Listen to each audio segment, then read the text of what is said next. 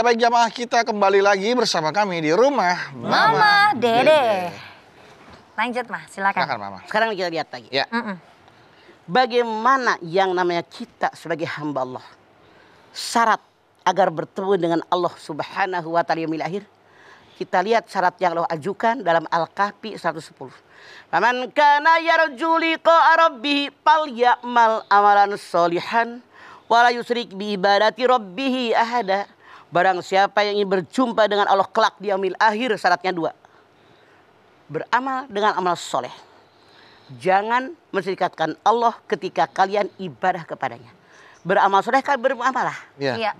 Nyumbang, bantuin mereka, tolong menolong, saling bantu membantu. Jangan syirik kepada Allah. Nah, yang dimaksud yang kedua ini adalah para ulama mengatakan manusia yang kalau syiriknya syirik asghar, riya, pamer. Setan menggoda manusia nggak berhenti-berhenti. Yang pertama, setan menggoda manusia dengan melakukan dosa besar. Ibu, kalau pengen rezeki banyak, mandi tuh di sumur 7. Mandi kemang 7 rupa. Air dari sumur 7 sumur masjid misalnya. Syirik.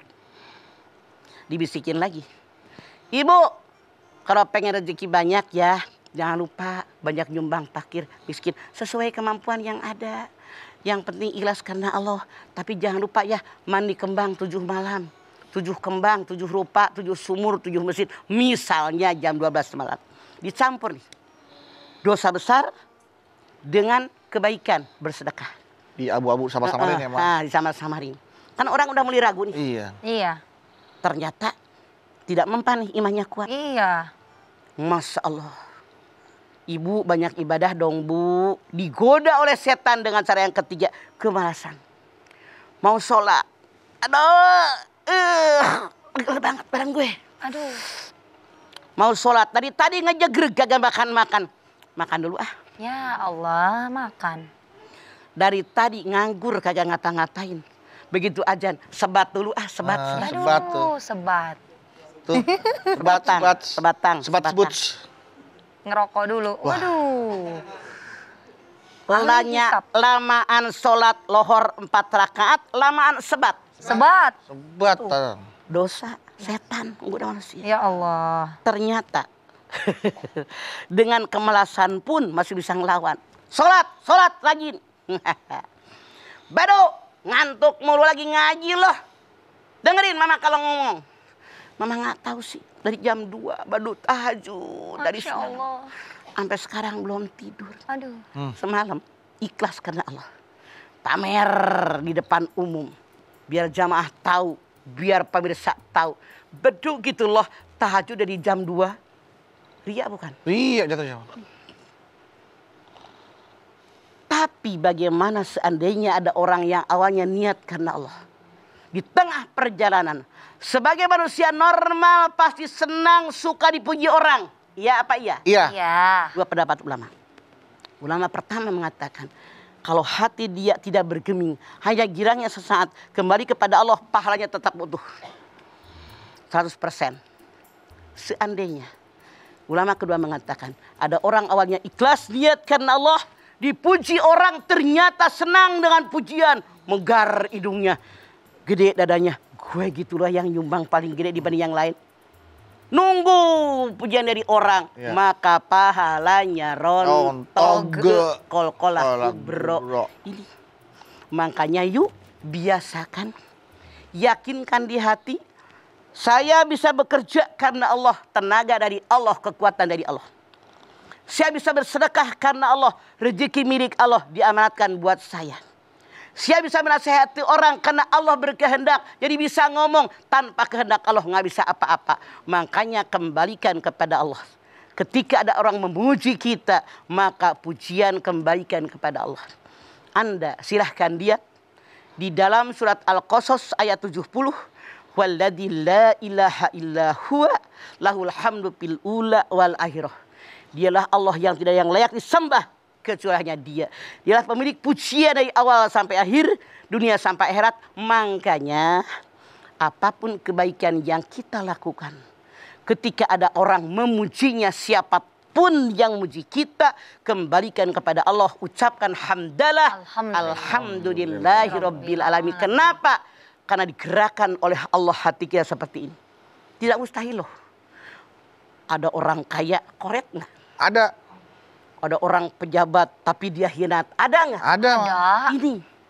Makanya kita bersyukur kepada Allah.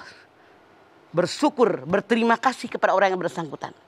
Malam yaskurunas lam yaskurillah. Siapa yang tidak berterima kasih kepada manusia, dia tidak bersyukur kepada Allah. Contoh misalnya, Mama sama Bedu dikasih minuman. Ya.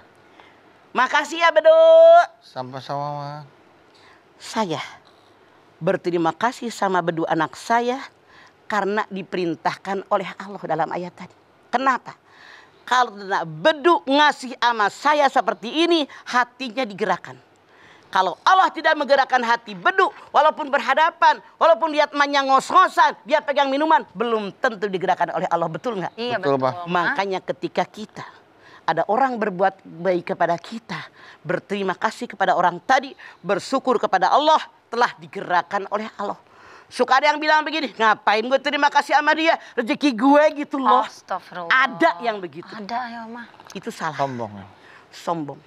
Dia lupa diri, lupa daratan, dia dibenci oleh Allah. Oleh karena itu, kita mau ibadah, kita bermuamalah, tujuannya karena Allah. Ada orang muji, tidak ada orang muji, ada orang yang mendengar, tidak ada yang mendengar, itu bukan urusan kita. Kewajiban kita, urusan kita mengerjakan perintah Allah, menghindari yang dilarang oleh Allah. Cuman punten. Sebagai manusia normal, ada kebahagiaan. Kalau ada orang memuji kita, kembalikan kepada Allah, lalu perketat bahwa saya hanya karena Allah. Bisa begini karena Allah, hati saya tergerak menolong dia karena Allah. Tanpa gerakan hati dari Allah, nggak bakal semua terjadi dengan diri kita. Buang sum'ah, buang ria, itulah yang akan menghancurkan pahala kita. Allah berfirman tadi dalam Al-Quran 264 Al-Baqarah, seperti orang naruh tanah di atas batu yang besar yang licin, ketimpa hujan yang besar, brak, habis dia tersisa. Rugi kita. Rugi. Baiklah. Mama, nanti kita akan lanjutkan kembali ya, Mah. Dan juga pasti jamaah yang ada di studio udah gak sabar mau nanya nih sama Mama. Nah, jamaah jangan kemana-mana. Sesaat lagi Mama akan melanjutkan kembali tausiahnya dan juga menjawab pertanyaan dari jamaah di studio maupun pertanyaan di Instagram @rumahmamadede_tv1. Tetaplah bersama kami di Rumah Mama Dede.